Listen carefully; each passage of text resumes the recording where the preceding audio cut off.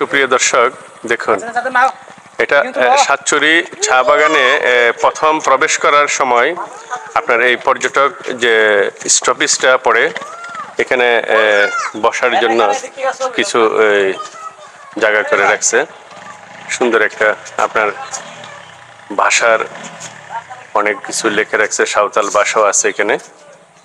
আর পাহাড়িদের একটা যে তাদের আদি যে একটা চিত্র, তাদের সংস্কৃতি, এটা উঠিয়ে ধরছে।